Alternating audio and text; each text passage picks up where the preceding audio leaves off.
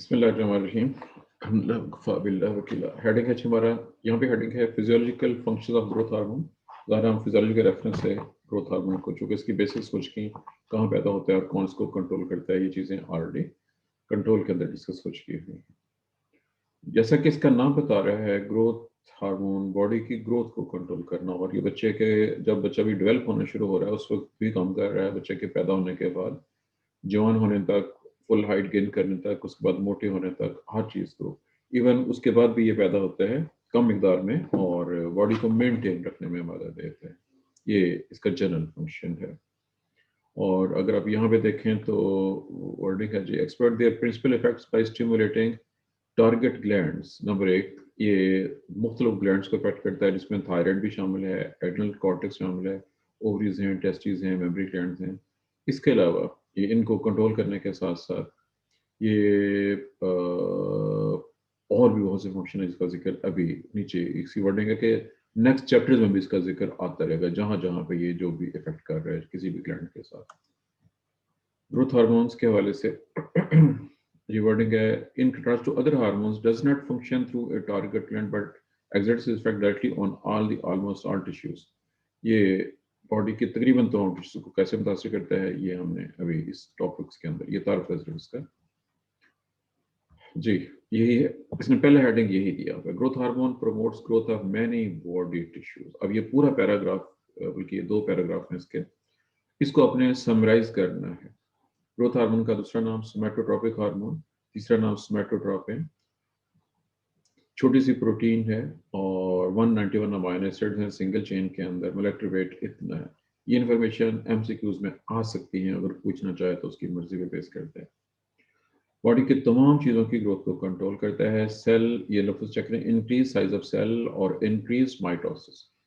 Cell याद रखिएगा, growth में एक होती है माइटोसिस, जिसका मकसद है to increase number of cells, और अगला पॉइंट है to increase volume of cell. पहले सेल डिवीजन होगी और फिर उसके साइज में इजाफा होगा, इसी चीज को हम ग्रोथ कहते हैं। यही ग्रोथ है असल में, और इसमें बोन्स भी शामिल हैं और मसल्स भी शामिल हैं। और इसने लफ्ज़ में क्या, अर्ली मसल सेल का मतलब है, नोट कीजिएगा कि अगर हम हाइट के लिहाज से देखें तो ग्रोथ आपकी हो रही है या तकरीबन 18-20 साल तक, और मैक्सिमम 25 साल तक निकालें, 25 साल तक इंसान की बॉडी तकरीबन मुकम्मल हो जाती है हर लिहाज से। उसके बाद मसल सेल में माइटोसिस जो है वो स्टॉप हो जाएगी, लेकिन बाकी चीज़ों को ये कंट्रोल करेगा। जी, इसने नीचे एक फिगर का हवाला दिया हुआ है। 2 चूहों पे एक को हार्मोन दिया गया और एक को नहीं दिया गया, उसका रिजल्ट क्या निकला, फिगर 75.5। ये हमें निकाल के देखनी पड़ेगी जी। अगर जी बिल्कुल, ये है जी डायग्राम, डायग्राम ये ग्राफ की शक्ल में दिया हुआ है। जिसको नहीं दिया, जिसको दिया, आप चेक कीजिए कितना फर्क पड़ा है बॉडी वेट इन ग्राम्स के अंदर। ये दिन 600 दिनों तक एक्सपेरिमेंट हुआ है, और नोट कीजिएगा कितना ज्यादा डिफरेंस है। जिस चूहे को हार्मोन इंजेक्ट किया गया, बाहर से दिया गया, उसका वजन दूसरे से दुगना हो गया। सिर्फ वजन के लिहाज से दिया हुआ है ये वाला पॉइंट, लेकिन बहरहाल ये प्रूफ है कि किस तरह से ये ग्रोथ को इफेक्ट कर रहा है और किस हद तक इफेक्ट कर रहा है। ये तो हो गया जी अर्ली ग्रोथ में। और उसके बाद आ जाए, लफ्ज़ है जी, in the early days of the life and even after 2 rats reached adulthood, in the early stages of development. चलें, ये जरूरत नहीं है जी कि डिटेल में चला गया, हमें इसकी जरूरत नहीं रही, क्योंकि जो हमने पढ़ना था वो बेसिक चीज़ मुकम्मल हो चुकी है। लेकिन याद रखिएगा कि even though most other tissues of the body can continue to grow throughout life, muscles तो नहीं लेकिन बाकी चीज़ें और बोन्स और मसल को छोड़ के बाकी चीज़ें ग्रो करती रहती हैं थ्रू आउट द लाइफ।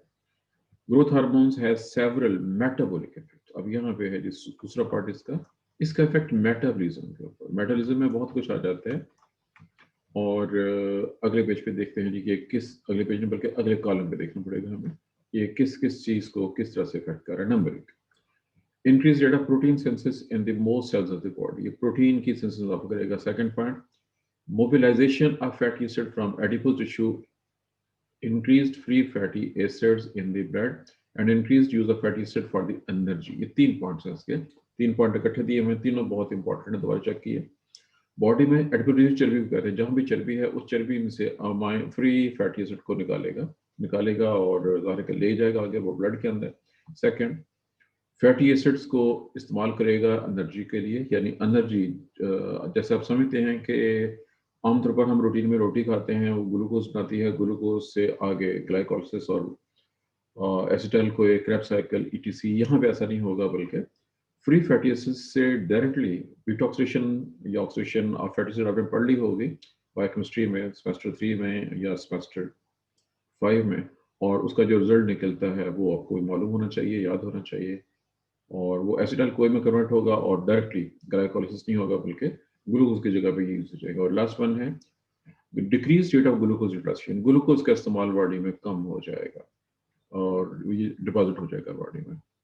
और उसके बाद है जी और enhances protein, use of fat को इस्तेमाल करेगा और प्रोटीन और कार्बोहाइड्रेट को बचा के रखेगा। ये सारे के सारे मेटाबॉलिज्म के ऊपर इसके इफेक्ट है। नेक्स्ट स्लाइड पे आ जाइए। Growth hormone promote protein deposition in tissues.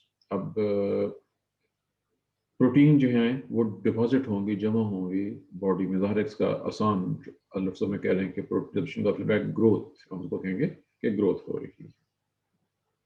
अगला हेडिंग है जी इसमें enhancement of amino acid transport through the cell membrane. ये सेल मेम्ब्रेन में से अमाइनो एसिड को गुजार के लिए जाएगा। ज़ाहिर है कि जहाँ पे प्रोटीन को तैयार होना है वहाँ पे अमाइनो एसिड का पहुँचना ज़रूरी है ताकि वहाँ पे प्रोटीन्स की तैयारी की जा सके, और ये वो काम है जो कि ग्रोथ हार्मोन परफॉर्म कर रहा है।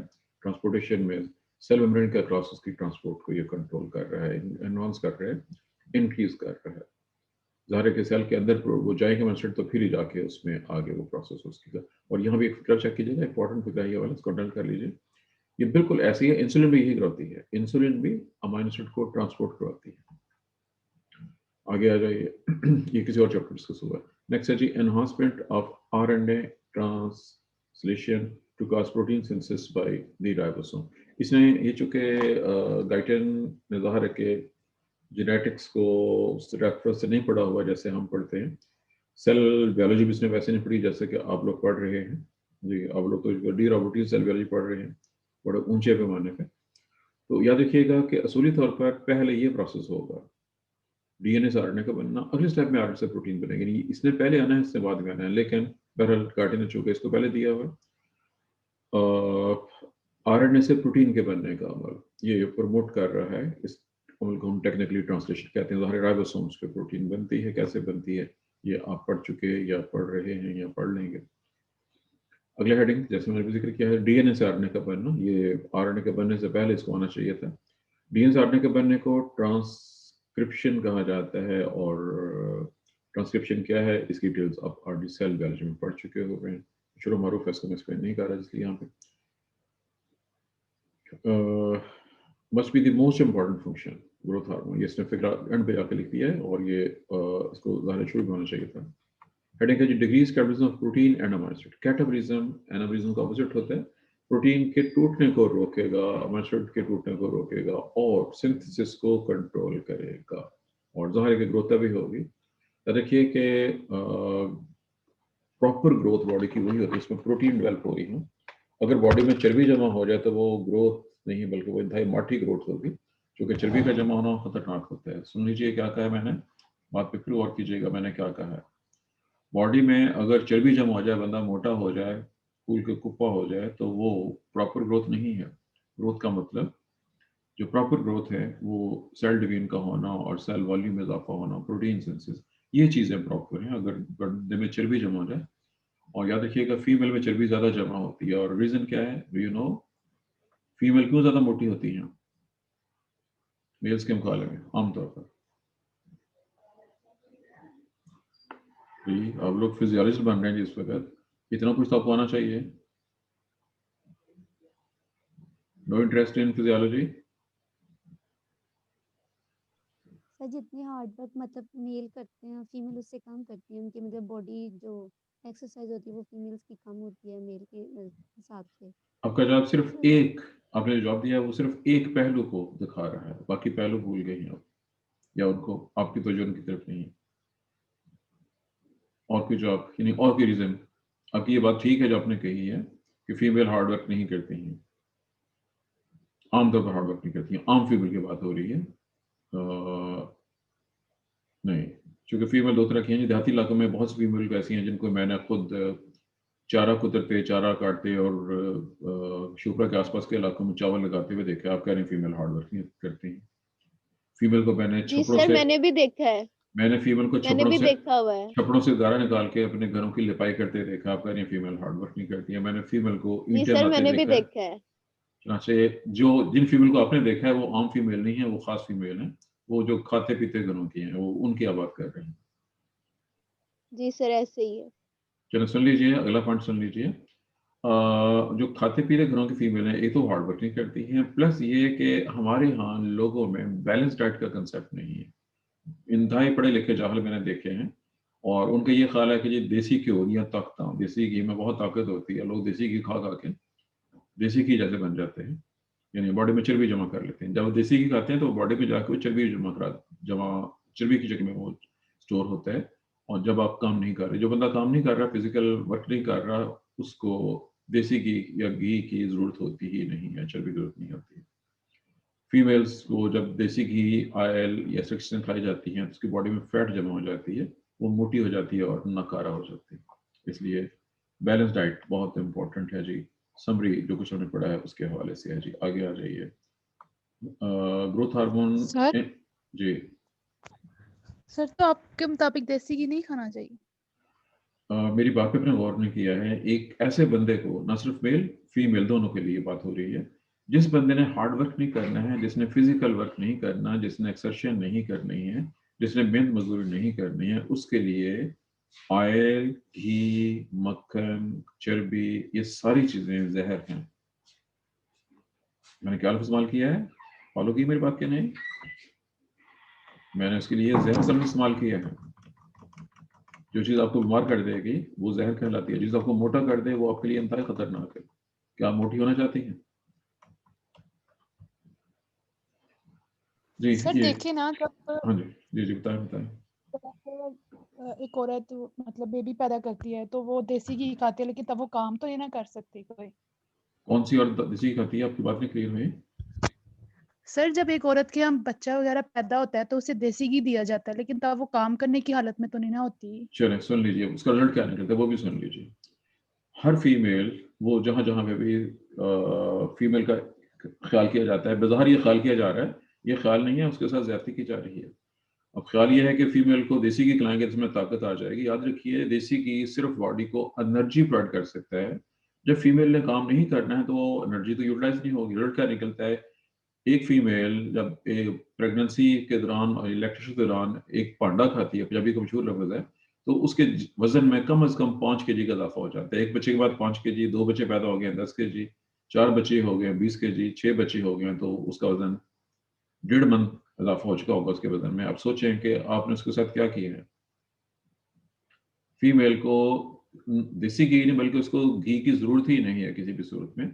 उसको सिर्फ 2 से 3% ऑयल चाहिए अपनी डाइट के अंदर। इससे ज्यादा डाइट की ऑयल की जरूरत नहीं है फीमेल को। उसको नंबर 1 पे प्रोटीन चाहिए, उसको मिनरल चाहिए, उसको वाइटामिन चाहिए। प्रोटीन उसको गोश्त से, मछली से, मोरग से मिलेगी, और मिनरल्स वाइटामिन उसको फ्रूट्स और वेजिटेबल से और दूध से मिलेंगे। ये चीजें रिक्वायर्ड हैं फीमेल के लिए। उसको देसी घी या घी की जरूरत नहीं है। जो पांडा फ्यूल खुलाया जाता है वो उसके सिर्फ वजन में इजाफा करता है और कुछ नहीं करता।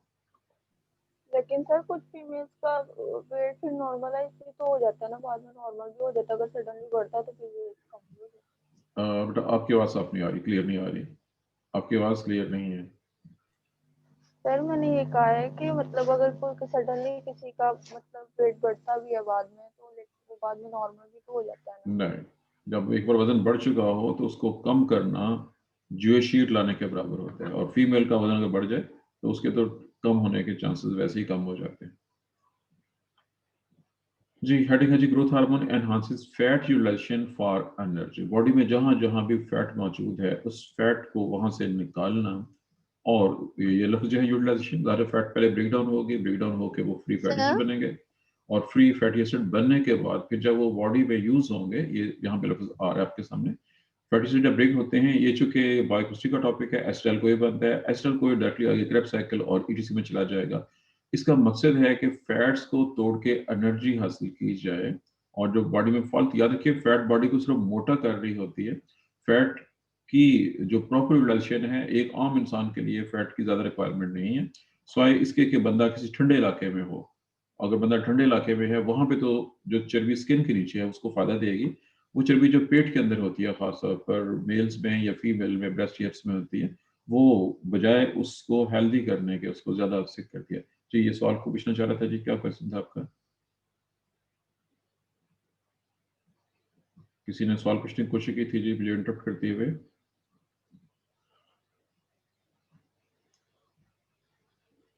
चलिए, ये जो आखिरी पॉइंट रहेगा जिसका जी ये, सर मैं थी।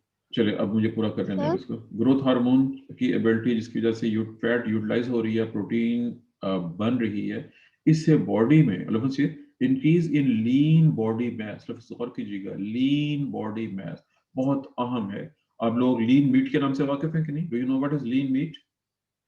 क्या आपको समझता है लीन मीट क्या होता है? किसी को नहीं पता लीन मीट क्या होता है बच्चों? No sir. अल्लाह माशाल्लाह, बनेगा क्या आप लोगों का, जो आपको कुछ भी नहीं आता जाता है ना, बायोलॉजी आती है, जोलॉजी आती है, ना आपको केमिस्ट्री आती है, ना आपको जर्नलॉजी का कुछ मालूम है। याद रखें, ऐसा गोश्त जिसमें चर्बी ना हो, साफ गोश्त, वो बकरे, पहाड़ी बकरा मिसाल के तौर पर, अगर आप किसी पहाड़ी बकरे को ज़िबा करें, उसकी बॉडी से चर्बी ना होने के बराबर निकलेगी। और जब हम कुर्बानी के मौके पे दुम्बा ज़िबा करते हैं, जो लोगों ने पाला होता है तो पूरे साल तक घर पे रख के, तो उसके अंदर से 30 किलो गोश्त और 60 किलो चर्बी निकलती है। 1.5 मन के एक पले हुए दुम्बे में से, जिसकी कीमत 2 लाख के करीब है, उसमें से 30-40 किलो के करीब चर्बी निकल आती है। याद रखिए कि ये गोश्त जिसमें चर्बी ज्यादा हो इंतहाई नुकसानदेह है। लीन मीट वो होता है जिसमें सिर्फ प्रॉपर प्रोटीन हो, चर्बी उस तरह से ना हो जिस तरह से हमारे यहाँ जानवरों पे चर्बी चढ़ी होती है। ये लीन मीट था। और जब गोश्त खाना हो तो वो भी चर्बी के बगैर वाला गोश्त होना चाहिए। ऐसे जानवर जिनको पाला जाता है, जैसे हमारे यहाँ ईद के लिए लोग तैयार करते हैं अपने दुम्बों को, बैलों वगैरह को, वो गोश्त खाने के लिहाज से हेल्थी है। जी, अब आप पूछ सकते हैं जी, सवाल कौन पूछना चाह रहा था? टॉपिक पूरा हो गया ये वाला। जी सर मैं पूछ रही थी सर, अक्सर औकात ना डिलीवरी से पहले तो वो कहते हैं कि जो प्रेग्नेंट फीमेल्स है ना वो रात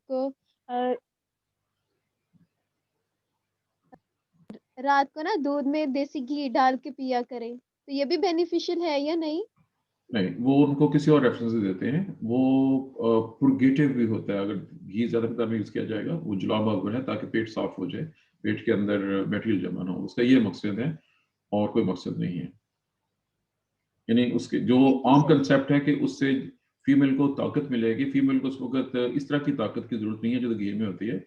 उसको जो रिक्वायरमेंट है वो प्रोटीन्स की, अमाइनो एसिड की, मिनरल्स और वाइटामिन की है, जो चर्बी से कतन हासिल नहीं होते हैं। जी, अगला हेडिंग, क्योंकि टाइम थोड़ा सा बाकी रह गया, ketogenic effect of growth hormone. Ketogenic, ketone bodies के नाम से वाकिफ हम लोग क्यों नहीं जानते हैं? कीटोन, कीटोसिस, इस लफ्ज से पहले से वाकिफ है कि नहीं? किसी की ने शुगर पेशेंट देखा हो, कोई असली शुगर पेशेंट, असली शुगर का पेशेंट देखा हो जो वाकई शुगर का मरीज हो? शुगर बहुत कॉमन डिजीज है, बहुत जी से। सर। जी, मिनाल ने देखा है, उनमें कोई खास अलामत किसी ने नोट की हो कभी शुगर के पेशेंट के हवाले से? बहुत सी अलामतें हैं, कोई खास अलामत जिसका ताल्लुक स्मेल के साथ हो? शुगर के पेशेंट के मुंह से और एक खास स्मेल आती है कीटोसिस की वजह से।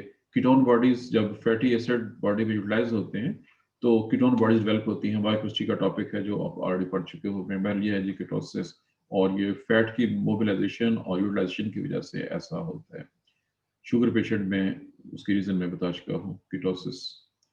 उनकी भी लिपिड जो है वो ब्रेक डाउन हो रही होती है बॉडी के अंदर। जी, अगला हेडिंग है जी, growth hormone decreases carbohydrate utilisation. इसने बहुत डिटेल दी हुई है। असल मकसद ये है कि बॉडी में आप जो खाते हैं फूड जिसमें स्टार्च, कार्बोहाइड्रेट वगैरह शामिल हैं, उनको कम से कम इस्तेमाल किया जाए एनर्जी के लिए, बल्कि उनको बॉडी बिल्डिंग में उनको कन्वर्ट करके अमाइनो एसिड्स में कन्वर्ट किया जाए और उधर यूज किया जाए। यहाँ पे पॉइंट चेक कीजिएगा। मेटाबॉलिज्म को कैसे इफेक्ट कर रहा है? नंबर एक, ग्लूकोज की अपटेक स्केलेटल मसल में ये कम जाएगी, फैट में ये सवाल नहीं होगा। ग्लूकोज प्रोडक्शन लिवर में और इंक्रीज इंसुलिन सिक्रेशन, ये सब चीज़ें होती हैं इस ग्रोथ हार्मोन के ज़रिए से। इन सब चीज़ों का मकसद ग्लूकोज को ताकि इस्तेमाल ना किया जाए एनर्जी के लिए, बल्कि फैट्स को इस्तेमाल किया जाए एनर्जी प्रोवाइड करने के लिए, इनका बुनियादी मकसद है। अब यहाँ पर देखिएगा वर्डिंग है, स्टेटमेंट है, each of these changes result from growth hormone induced insulin resistance. ये ग्रोथ हार्मोन की वजह से ऐसा हो रहा है, और इन सब का जो बुनियादी मकसद है वो ऊपर ऑलरेडी बयान किया जा चुका होगा, ताकि फैट्स को ज़्यादा इस्तेमाल किया जाए और ग्लूकोज को इस मकसद के लिए इस्तेमाल ना किया जा सके।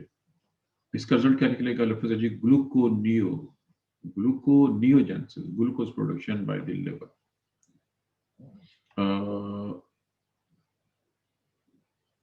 जी ये फिक्रा दोबारा चेक करना पड़ेगा जी। वर्डिंग का इंसुलिन एक्शन, बल्कि मुझे पूरा फिक्रा देखना पड़ेगा। Which attenuates insulin action, attenuate कहते हैं पतला कर देना, लफ्ज़ है लेकिन मुराद है कम कर देना। ये कम कर देगा इंसुलिन के इफेक्ट को, ताकि स्केलेटल मसल जो है ग्लूकोज को ना ले और उसकी बजाय फैट को ले, और इनहिबिट कर देता है ग्लूकोज, जो लिवर में जो ग्लाइकोजन था उसको तोड़ के ग्लूकोज बनाने के अमल को ये सारा कुछ स्लो कर देता है। ये ग्रोथ हार्मोन की एक्शन।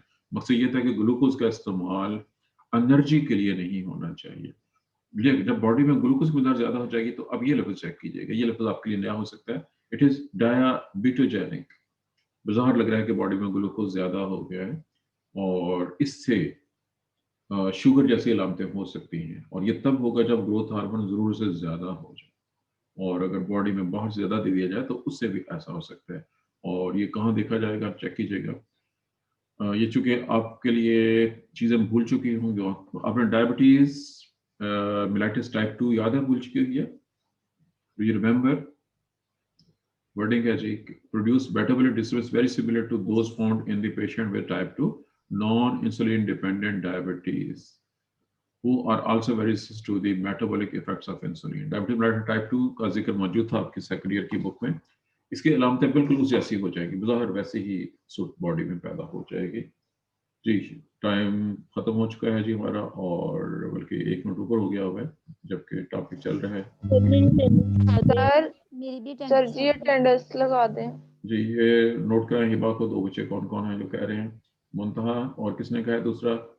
सर मैं सादिया जी जी याद रखना है जी, और ये कल याद कराना है इंशाल्लाह। सर 42 की भी लगा दे। जी वो भी याद करा दीजिएगा। 39